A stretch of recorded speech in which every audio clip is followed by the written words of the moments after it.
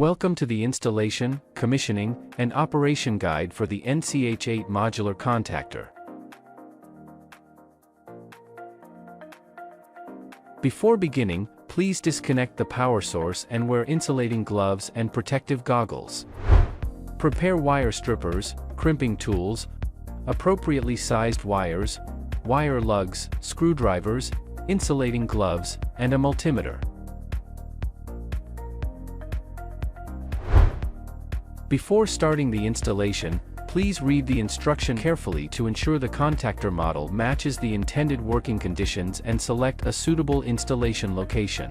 The technique involves first aligning the top of the contactor with the upper edge of the ding rail, then pressing down on the bottom of the contactor to ensure it is correctly secured.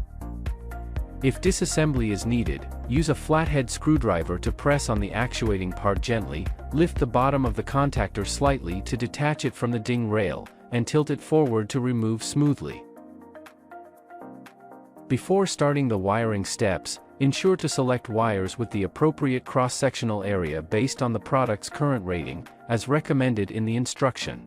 First, use the wire strippers to carefully strip off the outer insulation of the copper wire for 10 to 12 millimeters, ensuring that the exposed length of the copper wire is appropriate.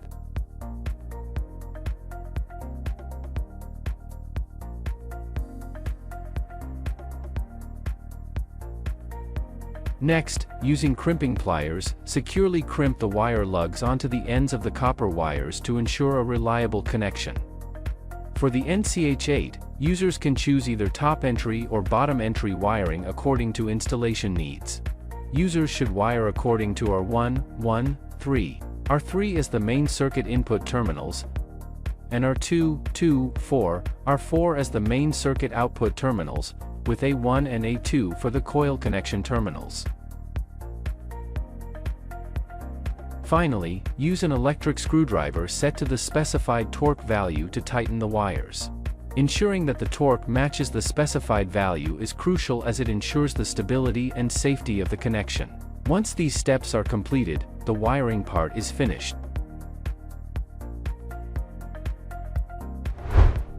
After powering up, use a multimeter to conduct a continuity test on the main contacts of the contactor to verify normal operation.